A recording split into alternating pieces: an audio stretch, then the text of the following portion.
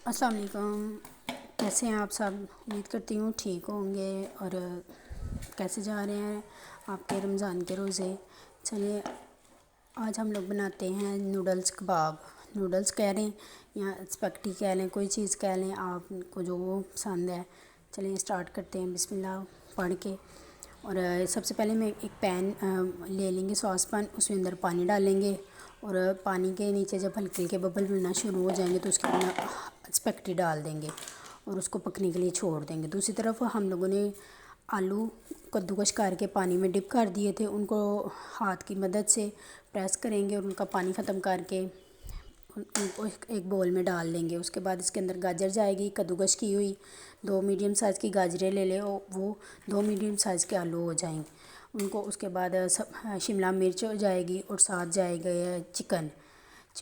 जितनी एक शिमला मिर्च है और थोड़ा सा साथ चिकन हो जाए तो 1 टीस्पून नमक, 1 टीस्पून काली मिर्च। उसके बाद इसके अंदर हम लोग अंडा ऐड करेंगे। अंडे को हम लोगों ने अलग बोल में जो है ना वो तोड़ के इसके अंदर डालना है, अंडा ख़राब वगैरह ना हो।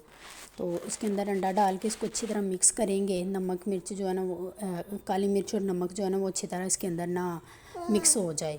और अगर अब हम लोगों को इस दौरान लगे कि मीन्स के महसूस हो कि ये बैटर इकट्ठा नहीं हो रहा तो हम लोग इसके अंदर एक और अंडा ऐड करेंगे, फिर इसको अच्छी तरह मिक्स कर लेंगे।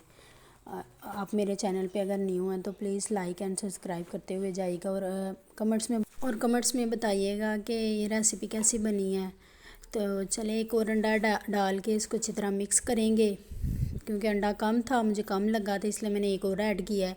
इसको मिक्स करके तो 10 से 15 मिनट के लिए रेस्ट दे देंगे। उस दौरान ये पानी छोड़ देगा, तो उस वक्त उस जगह पे परेशान नहीं होना। पानी छोड़ेगा ना तो फिर वो हम लोग जब नूडल्स के साथ इसको रोल करेंगे ना तो उधर ये पानी की वजह से ना ये नूडल के साथ चिपक जाएगा।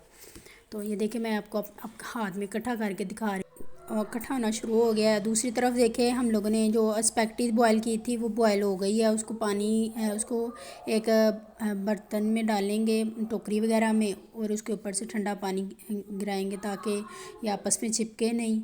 और अब एक कढ़ाई में हम लोग डालेंगे घी या ऑयल हो जाए, जो भी चीज़ हो जाए फ्राई के लिए। अब हम हाथ के ऊपर इसको नूडल्स को बिछा लेंगे। नूडल्स को हाथ के ऊपर बिछाने के बाद इसके ऊपर थोड़ा सा ना हम लोग मसाला डालेंगे जो हम लोगों ने चिकन का और वेजिटेबल्स का बनाया था मिक्स, वो हम लोग डाल के इसको हल्के हाथ के साथ प्रेस करेंगे साइडों पे सारे से, ताकि नूडल्स जो है ना वो उसके साथ चिपक जाएं। जैसे नूडल्स इकट्ठे हो जाएंगे तो फिर हम लोग इसको पैन में डाल देंगे फ्राई होने के लिए।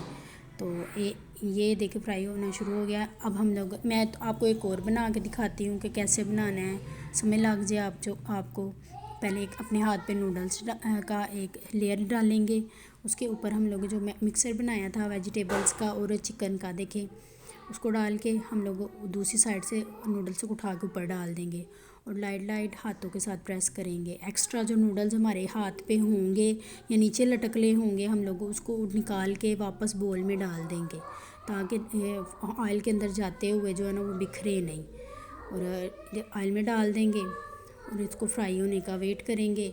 जब एक साइड से लाइट ब्राउन हो जाए तो इनकी साइड चेंज करके दूसरी साइड से भी वैसे ही ब्राउन कर लेंगे। दोनों साइड से ब्राउन करने के बाद हम लोग पैन में से निकाल लेंगे। ऐसे ही सारे बाकी के भी सारे हम लोग ऐसे ही तैयार कर लेंगे एक एक करके और इनको फ्राई कर लेंगे। फ्राई करने के बाद हम लोग बाहर निकाल लेंगे। ऐसे ही हम लोग बाकी के भी तैयार कर लेंगे और इनको भी फ्राई कर लेंगे। फ्राई करने के बाद हम लोग इनको हल्का सा ठंडा होने के लिए रख देंगे, फिर सर्व कर देंगे। तो देखिए आपके सामने कितने अच्छे क्रिस्पी तैयार हुए हैं। अभी मैं आपको इनको कट करके अंदर से भी दिखाऊंगी। जो मिक्सचर हम लोगों ने इसके अंदर भरा था बिल्कुल इसके अंदर ही है, वो कोई बाहर नहीं निकला। देखिए कट करते हुए अच्छी तरह क्रिस्पी आवाज़ आ रही है कि हल्का हल्का क्रिस्पी बने हैं, मज़े के। देखिए अंदर से फिलिंग जो डाली थी वो बिल्कुल वैसे की वैसे ही है फिलिंग उसके अंदर। अगर आपको मेरी वीडियो पसंद आ रही है तो बराए मेहरबानी चैनल को लाइक और सब्सक्राइब करते हुए जाइएगा और टमाटो केचप के साथ इसको टेस्ट करें। थैंक यू, शुक्रिया।